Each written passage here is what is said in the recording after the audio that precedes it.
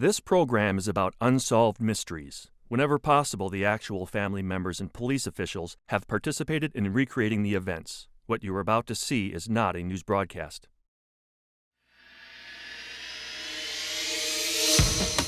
Recently, we were astonished to discover that according to one medical researcher, 50% of all Americans who lost a loved one say they have later been visited by that loved one from beyond the grave.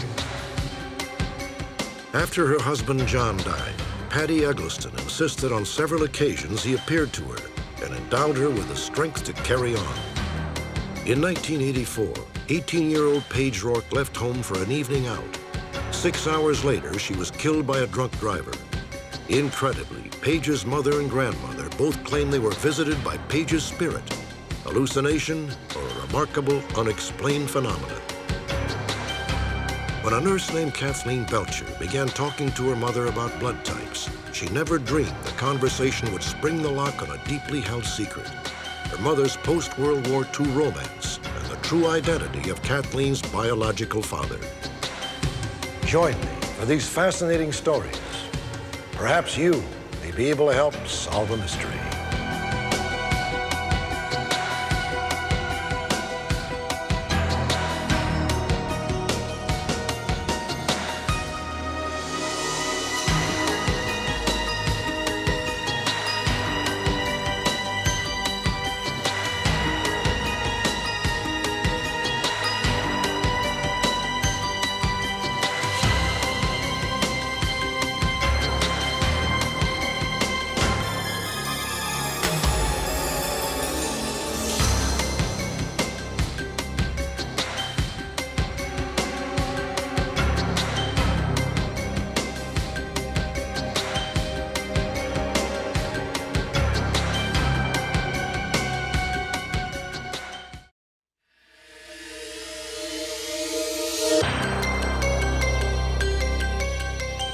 What happens beyond the grave when life is over? Despite a myriad of religious beliefs, there seems to be one surprising area of consensus. According to a noted medical researcher, 7 out of 10 widows and widowers in the United States report that their spouses have come back to visit them after death. Hallucination? Or does the bond of matrimony transcend the grave? January 28th, 1989. Keys? John and Patty Eggleston, along with their 2 young sons, Johnny and Chris, were packing up after a day of skiing. Ahead lay a 70-mile drive to their home in a Seattle suburb. Everything was calm, routine, normal. Okay, guys, as soon as we get home, I want you right in bed, okay? Honey, they'll be sound asleep before we ever pull in the driveway. Then, disaster.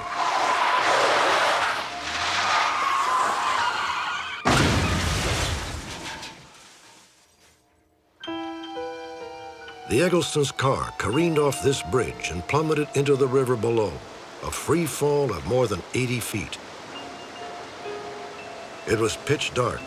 The car rapidly filled with icy water. Patty Eggleston was badly injured.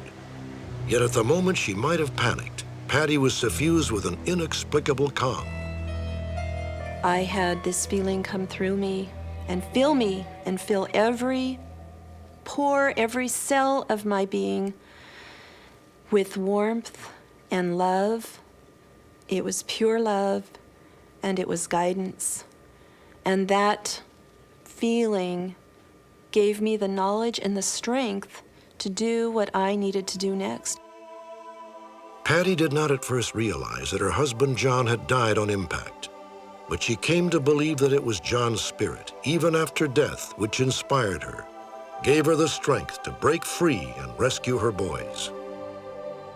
Johnny and Christopher were saved by the heroic efforts of their mother and a brave passerby who plunged into the river to help.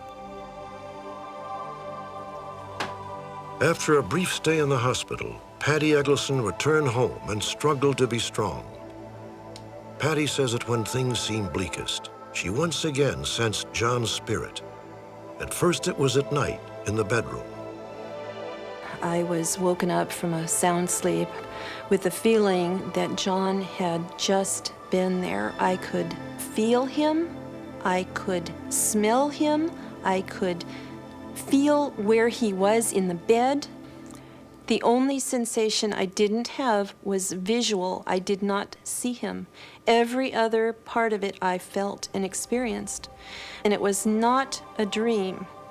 It was too real to be a dream. Eventually, a Seattle physician, Melvin Morse, heard about Patty Eggleston.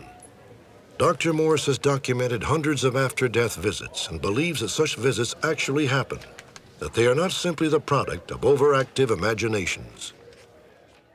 I feel that the fact that these experiences are emotionally dynamic, that they help to heal grief, and that people learn from them are a powerful piece of circumstantial evidence, and I grant that it's circumstantial, but a powerful piece of circumstantial evidence that that experience is at least as real as any other human experience. For Patty, John's presence became more and more real. Finally, he appeared in bodily form. I was sitting in my living room and had the lights on, and I was sitting on the couch reading a book. I just kind of glanced up, and John was there. I couldn't touch him, but I could see him. And he started communicating to me, and I say communicating because he was not talking with his lips. I think Johnny's beginning to feel better. I think so too. But it was a conversation. It was a two-way conversation.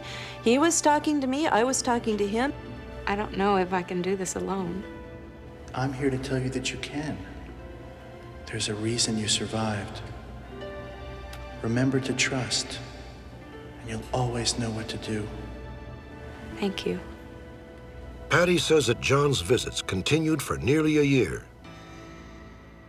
Looking back, I know it was, he didn't come anymore after I had gotten my life together. I was okay. I was truly okay. Things were still rough. I was still hurting, but I had gained enough strength, personal strength, that I could go on without him, and he wasn't there anymore.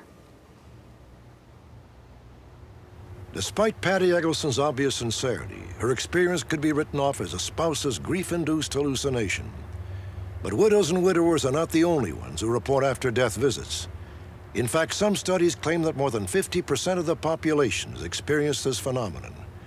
Many are afraid to talk about it openly, but the family of 18-year-old Paige ROARK agreed to share their story.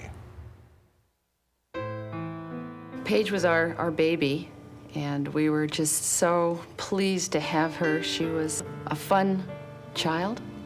She loved people, even from when she was a little girl. There was a sparkle in her eyes and in her demeanor. Hi, Mom. On the afternoon of April 14th, 1984, Paige Colleen ROARK left her house in Fallbrook, California for an outing with friends. Forget something? I love you, Mom. I love you too.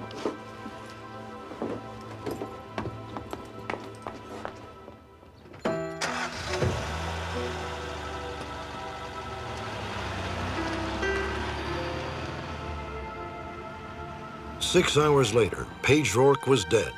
She and one of her friends had been killed when a drunk driver smashed into their car. I have never felt so helpless and hopeless and out of control in my life. It was as though my heart was crushed. You can't see the scars on me because they're inside. It's almost as if I've marked my life from the moment I was told that she was dead. Cynthia tried to escape her grief by running. It was an activity for which she and Paige had a shared passion.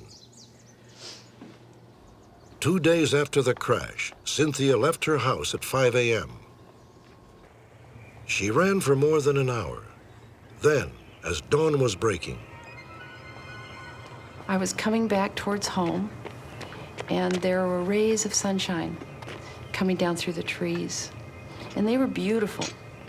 I stopped, and I looked up into that light, and I was blinded. It was like it was just white. And then I heard Paige. I'm okay, Mom. Paige. I can see through that light. I'm with the Lord, and I'm okay. Paige. I remember a feeling of joy, of peace. I didn't expect it. I didn't try to have it happen. I feel that at the point I was extremely, extremely devastated, and it turned my whole thinking around at that point. Later, Cynthia would be stunned to find out that her mother, who lived 1,000 miles away in Denver, had had an even more vivid experience. I love you, Grandma.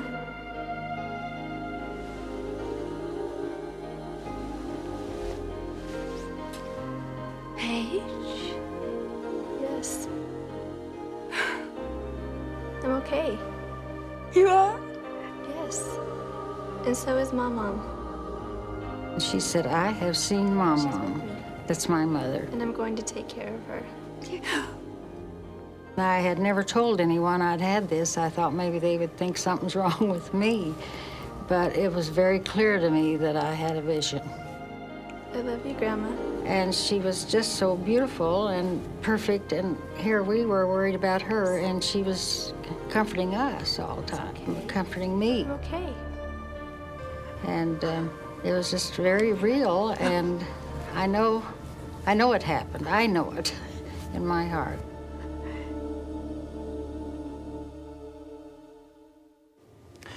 Prior to my research, these experiences have been thought to simply be grief-induced hallucinations, passive fantasies of the mind struggling to deal with a terrible loss. The difference is that I'm saying that death-related visions and post-death visitations are real. They're emotionally dynamic. We can learn things from them. That they're actually an interaction between the person who has died and the person who is seeing the vision. Dr. Barry Beierstein, a physiological psychologist, disagrees. I believe these people are telling us some very interesting things. I think they're telling us honest recollections of what it seemed like to them. And so I'm interested in their experiences. Now, I don't interpret them probably the way they do. I think these are things that seemed incredibly real to them, but probably didn't exist in reality outside the theater of their own minds. I don't want to be perceived as a nutcase, but it is important. It's very important for people out there to hear this story if it helps one person. And I'll share this story, and I'll continue to share it for whoever ever needs to hear it. Is there any way to explain what happened to the families of John Eggleston and Paige ROARK? Can the dead return? Or are after-death visits simply the echo of a strong earthly love? Perhaps we will never know the answers. Perhaps it does not matter. As Albert Einstein once said, the greatest experience we can have is the mysterious.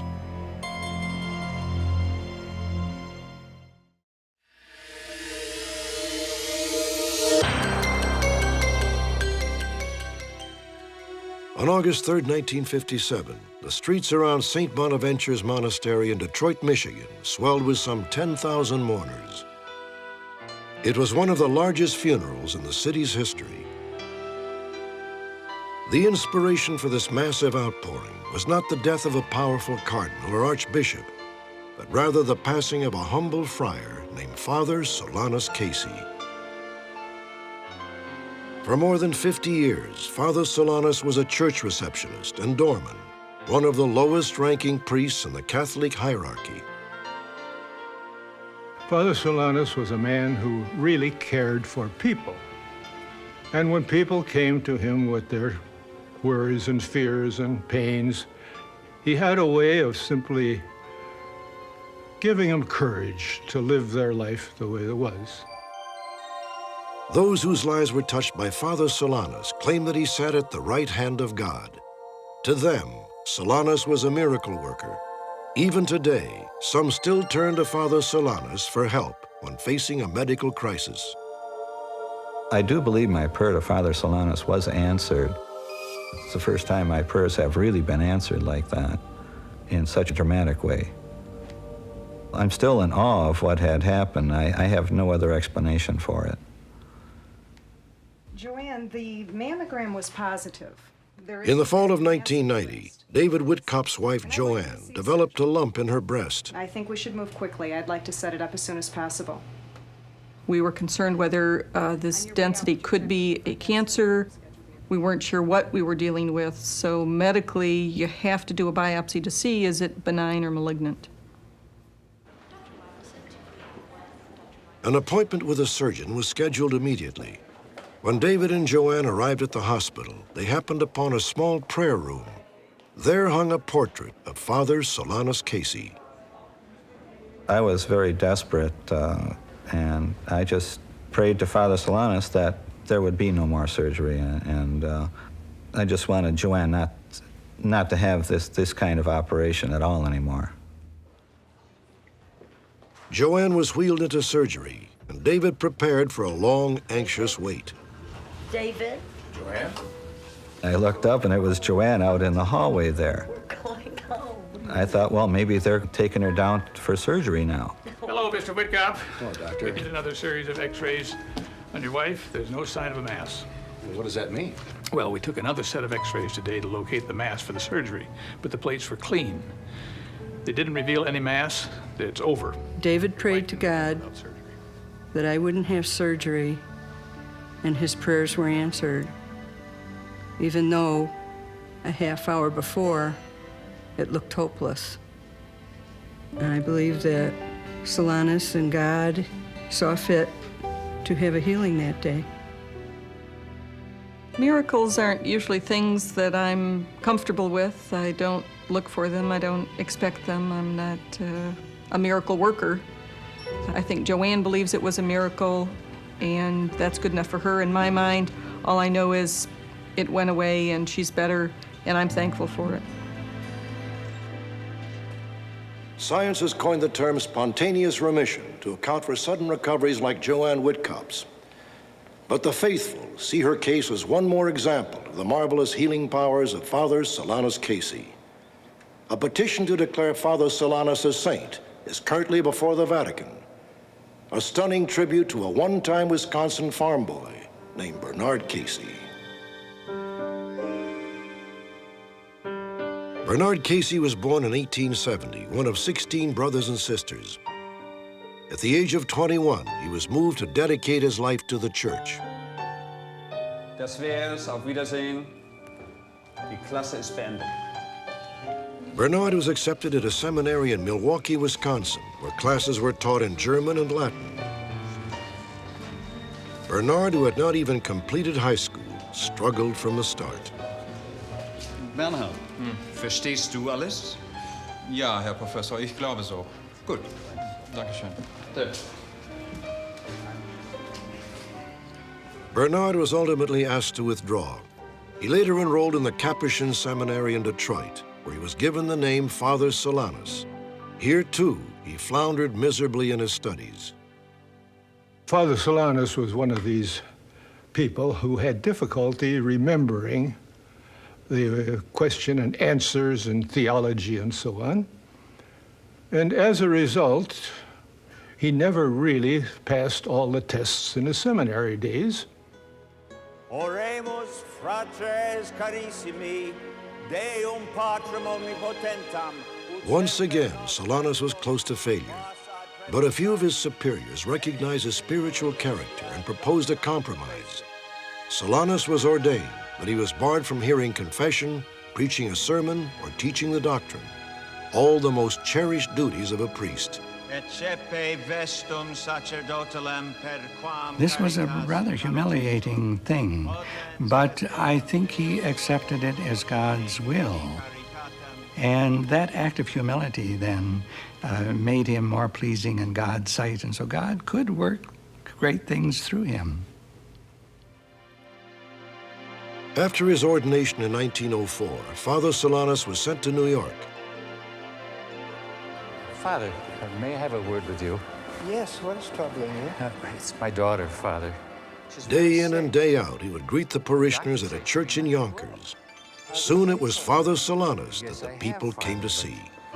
Well, I'm afraid. Oh, you must trust God when you pray. He will hear you. Yes, Yes. Father Solanus served in New York for 20 years. By the time he was transferred to St. Bonaventure's in Detroit, many had come to regard Solanus as a divine healer with the power to intercede with God. Oh, doctor, thank goodness you're here. Where's the boy? Right upstairs. Perhaps the most extraordinary cure ascribed to Solanus came in the case of 12-year-old Charles Rogers. His sister Helen, 8 years old at the time, remembers vividly.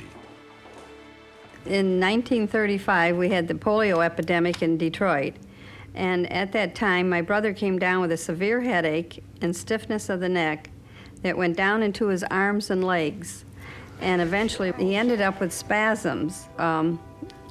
He would shake, his body would shake. Dr. Ronald Athey was one of Detroit's top polio specialists. It didn't take him long to make the diagnosis. Look at your leg. What can we do? Nothing. But we must get him to the hospital tonight. Dad wouldn't hear of it right away. He wanted to, you know, see if things would change. Father Solanus. Father Solanus. Pardon me for interrupting you, but... One of Mr. Rogers' employees heard about Charles's plight and went straight to Father Solanus. Will you please pray for him, Father? I know you have the power to make him better. Will you pray for him, Father? Please. Don't worry. He will be better tomorrow.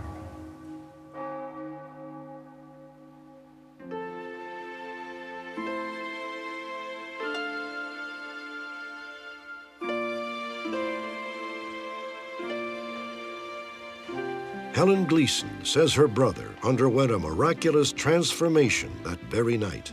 Dad? Mom? Charles? Charles, is that you?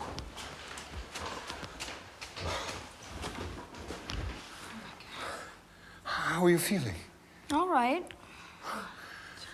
Let's get you back to bed. Come on. Dr. Athey returned, skeptical that Charles's condition could possibly have improved. Look at you.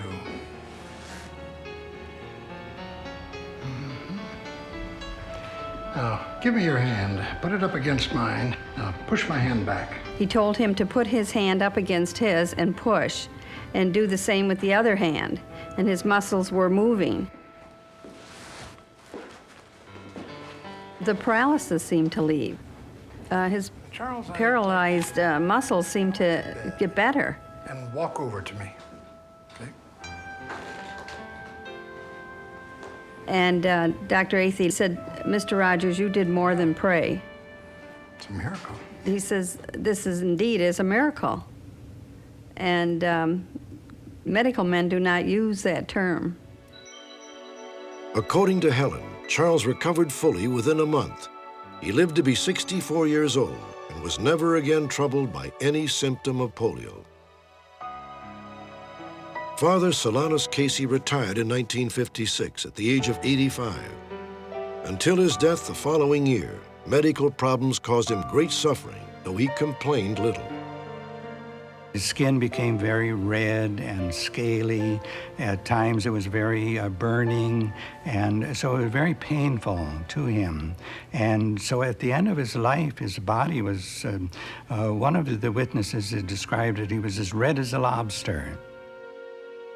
In 1966, Father Solanus was proposed as a candidate for sainthood, a formal procedure that often takes decades. In 1987, 30 years after Solanus Casey's death, his body was exhumed to allow church officials to look for signs that might validate canonization. While his hands and his face were somewhat darkened, the rest of his body was very natural looking. And in fact, the doctor even pressed and it was pliable. But there was no sign of any skin disease of any kind. Usually, after 30 years, there will be significant decomposition. The stunning condition of Solanus Casey's body, reported by church officials, is said to be characteristic of some candidates for sainthood. Following the ritual examination, the body of Father Solanus was placed in a special sanctuary within St. Bonaventure's. As he did in life, Father Solanus continues to draw pilgrims and inspire believers from around the world. To me, a lot of times, just myself praying to God, I need help. So, or I might need an interpreter, if I can put it that way. And I think he does help people do that. She's very sick, Father. Was Father Solanus a divinely inspired miracle worker who somehow had the ear of God? Or can his cures be explained in more earthly terms? In the end, like the mystery of faith itself, the only answer is in the eye of the beholder. In a moment, when a well-guarded family secret is revealed, a woman embarks on a search for her birth father.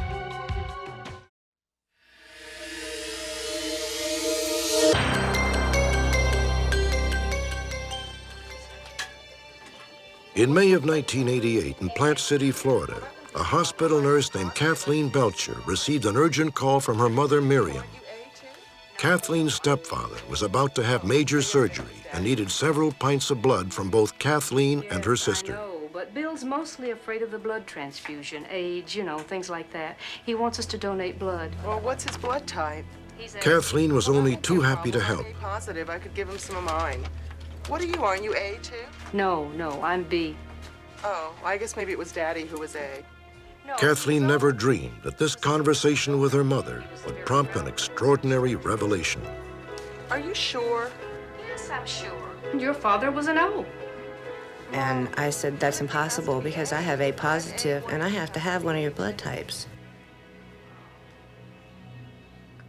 Every person has to have either their mother or their father's blood type. And obviously I did not. I had A, and my father, or the man that raised me and I thought was my father, had O, and my mother has B. My heart went down to my feet, and I thought, you know, all these years, and now this, my secret will be out.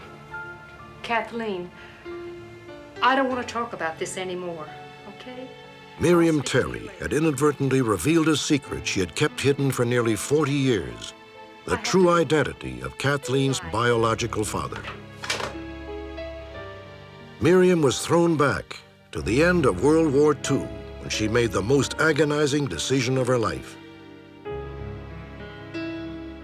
Miriam's first husband, Bud Terry, the man Kathleen knew as her father, had flown dozens of bombing missions overseas. After the war, Bud was a changed man. Before he was in the service, he was a wonderful man. When he came out of the service, he was completely different. Bud could not get jobs anymore because every job he got, he would write bad checks to customers and so on and so forth to pay his bills, his gambling debts, and he was afraid of even being killed because he owed gamblers. That was sweet. Yeah. You got a 4. Big 4. So anyway, Bud's gambling was very bad. I don't really have any idea how much he won, how much he lost, but he was always in debt. Come on, let's go. Here we go. All right. Easy, Bud. In 1945, Miriam and Bud had a daughter, Kathleen's older sister. In 1948, Bud re-enlisted, hoping military discipline would restore some order to his life. It did not. Bud Terry went AWOL, leaving Miriam and their young daughter behind. You've been alone a long time, darling. And you really need to think about going out. Miriam says Bud had been gone for several months when his parents began to suggest Miriam start dating. They even introduced her to Chet Norris, the bartender at their local social club in Covington, Kentucky. He's been looking at you. I didn't know much about him at the time. He was very nice looking. He had dark eyes. I want to introduce you to Miriam, our daughter-in-law. How do you do? Hi. He had a good personality. He was just very nice, and he seemed to be attracted to me. I really didn't even feel like a woman anymore at this time. I felt deserted, like I was unattractive, like I was nothing. So, what do you like to do? For fun? I like to dance. Oh, I love to dance. Do you dance? No. Hmm? Well, not very well. Oh. From his tentative beginnings, Miriam and Chet's friendship quickly blossomed. Takes care of a few horses. I wanted a divorce from my husband, and I wanted to marry Chet, and he wanted to marry me. That's really good news. You do? Yeah, I got this job. You know how. Chet began to think about a future with Miriam. He quit his job at the club and found work as an apprentice tile setter. You got that job! I'm so proud of you! They just told me today. 6 months flew by. Then reality came crashing down. Miriam's husband, Bud Terry, was arrested by military authorities. Proud of you. They had found him living with another woman in Indianapolis all this while. And I was so upset because of I did not want to go back to him, that I didn't care what I did. And I felt like I just lost my cool, I guess, and I got pregnant.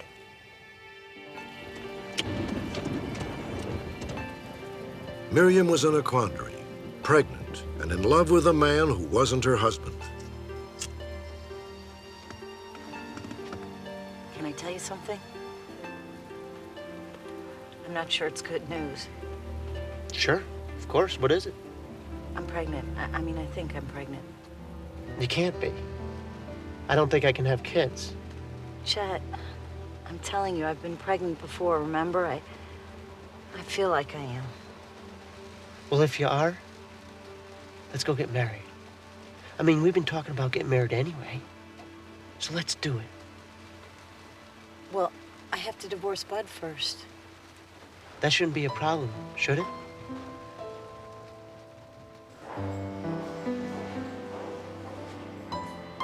Miriam soon visited Bud in jail. Hi, Miriam. She was determined to end their marriage. How are you? The only reason I'm here is because I want a divorce.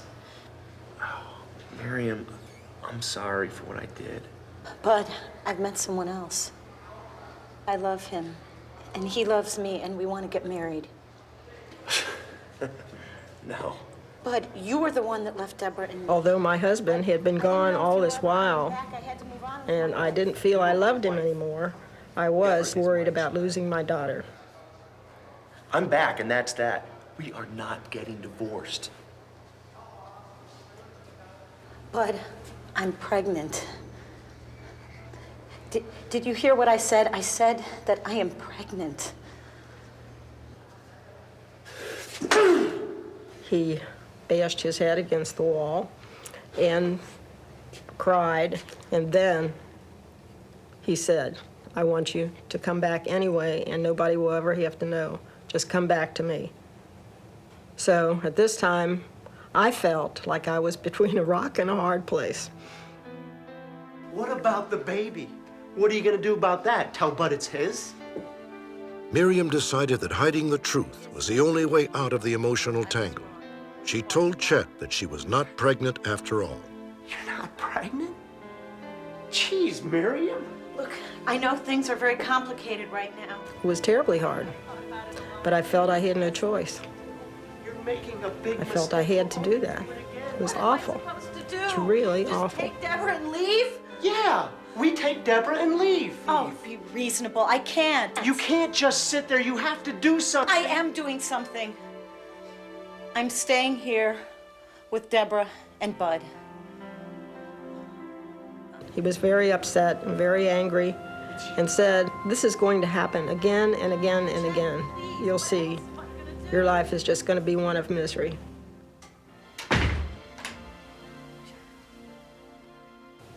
Never heard anything about him ever anymore.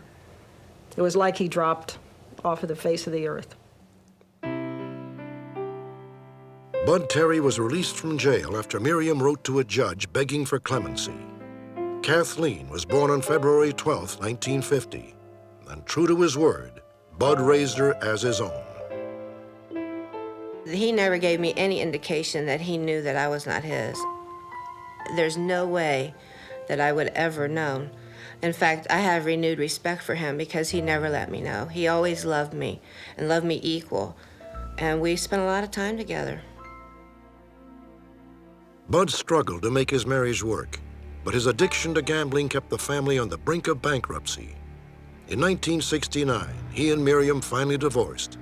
Miriam remarried in 1974. Bud Terry committed suicide around that time, and Miriam assumed her secret would be safe forever. More than a decade would pass before circumstance forced her to tell Kathleen the truth. Well, I don't know about things like that. I would have taken this secret to my grave. But since it's my fault, or because of me that this happened, I want to help her because I love my daughter. Hello, is this the Norris residence? With her mother's blessings, Kathleen Belcher has spent 6 years searching for her father, using Social Security records, classified ads, and computer hotlines. Do you know anybody, or you have a relative with the name of Chetley Norris? Kathleen has phoned literally hundreds of Norrises across the country, but today she is no closer to seeing her father than when she first began to look. All I can tell you is he was very dark complected, dark hair, dark eyes. I just hope I can find him before he does pass away. It would be terrible to know that he just passed away months ago, and I missed my chance to know him. It may seem that I'm calm about the whole circumstance, but deep down I'm not. I think about it day and night. I think what it would be like to look in his face and see my face. It would be nice to see, where I got my nose, which doesn't look like anybody's, where I got my ears, just to look at somebody and see familiarity. This is the only known photograph of Chetley Norris, taken when he was about 32 years old. Today he would be in his mid-70s. Chet said he was a Golden Gloves boxer during the 1940s. He may have had a brother named John. When we return, authorities need your help to track down a serial killer.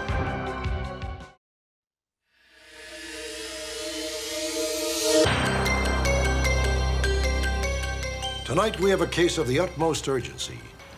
Someone is murdering young women in the Midwest. The authorities need your help. Please, watch closely. 26-year-old Robin Fuldauer of Indianapolis, Indiana, wanted more than anything to marry and start a family. On April 8, 1992, Robin was found shot to death at the shoe store where she worked. 23-year-old Patricia Smith and 32-year-old Patricia Majors were both happily married. They worked side by side at a bridal shop in Wichita, Kansas. Just 3 days after Robin Fuldauer was murdered, both Patricia Smith and Patricia Majors were shot to death in the back storeroom of the shop. 24-year-old Nancy Kitzmiller of St. Charles, Missouri, had just recently qualified to join a government map-making team and was awaiting assignment. 3 weeks after the Wichita murders, Nancy Kitzmiller was shot to death in the boot store where she worked as a manager. 4 murders in 3 different states, separated by more than 1,200 miles. At first glance, they seemed to be random killings. Yet each took place at a shopping mall just off Interstate 70 or a connecting highway. Indeed, there was a pattern after all. Raytown, Missouri, another link in the deadly chain. The Woodson Village Shopping Center near an access road to Interstate 70. On May 7, 1992, 37-year-old Sarah Blessing was working alone in a gift shop at the mall. At 6:30 p.m. that day, a local auctioneer noticed a stranger walking into his auction house. The stranger looked around briefly, then walked out again. Tim Hickman, who owned a video store next to the gift shop where Sarah Blessing worked, took notice as the man crossed the parking lot and passed by his store. Minutes later, Tim heard a loud pop that sounded like a gunshot. He reached his front door just as a man was disappearing around the corner. Right away, it registered with Tim Hickman that this was the stranger he had just seen. A grocery clerk collecting shopping carts also noticed the stranger. She watched as he climbed the embankment to an Interstate 70 access road and vanished. Meanwhile, Tim Hickman grabbed a portable phone and went next door to the gift shop. I kind of looked in through the door, and I didn't see anything. And I was calling, "Ma'am, ma'am." And I stepped forward a couple of more steps, and then I sent her legs sticking out of the other room. Sarah Blessing lay lifeless in a pool of blood. Tim Hickman immediately called the police.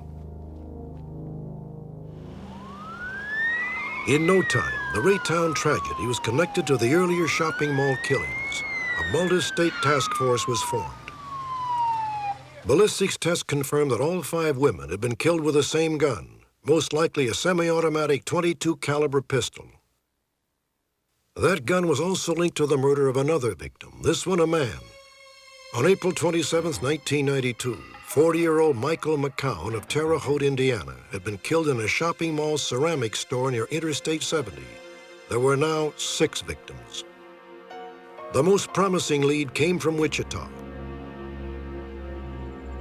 Police believe the killer had chosen the bridal shop there because he thought only a single female clerk was in the store. Hi, can I help you? Stay calm. What do you want? Let's just walk in the back room. I've got money. Do you want money? Anything you want. He was probably surprised to find 2 women on duty. Are you the only one here? Is everybody else here? No, nobody else here. Where's your cash register? It's over there. You can have whatever you Just want. go in the back room. I'm just gonna tie you up, all right? Please don't hurt us. Calm down. You can have the money. Just do what he says. That's right.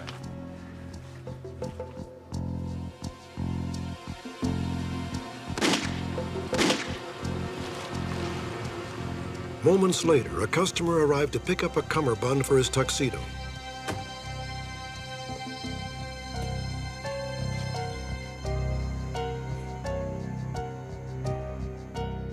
Hello? He had no idea that Patricia Smith and Patricia Majors had just been shot. Anybody here? Hey.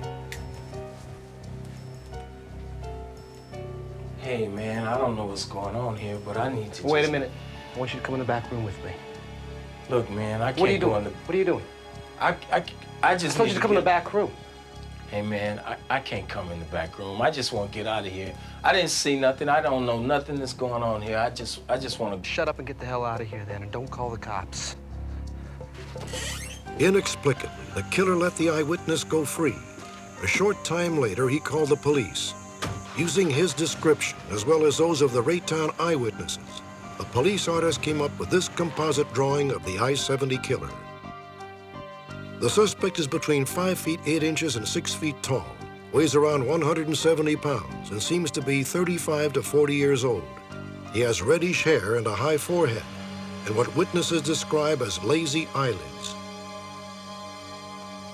According to each of the eyewitnesses, the suspect was neatly dressed and clean-cut. He appeared to be almost in a trance, as if he were thinking of something else. It's important for the audience to know that a serial killer never stops. They may stop for a period of time, but they never stop completely, and they will always start up again. So we're trying to find this person and stop this person before we have 6 more. Now, tragically, there are 7 victims. After we filmed this story, the murderer apparently struck again, killing a young woman in Arlington, Texas. Although the bullet this time did not come from the same gun, the MO is so similar that police are virtually sure it's the same man. Once again, the suspect is between 35 and 40 years old, 5 feet 8 to 6 feet tall, with reddish or sandy hair and thin lips.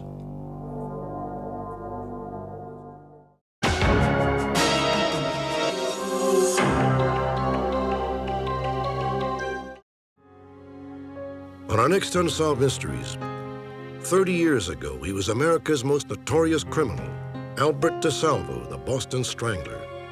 He confessed to killing 13 women in the city between 1962 and 1964. But many doubted DeSalvo's story, and the night before he had promised to tell the whole truth, DeSalvo was stabbed to death in his prison cell.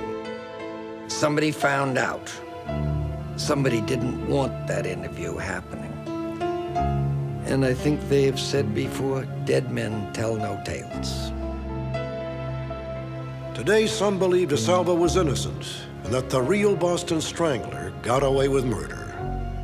Join me next time for this controversial investigation and more on Unsolved Mysteries.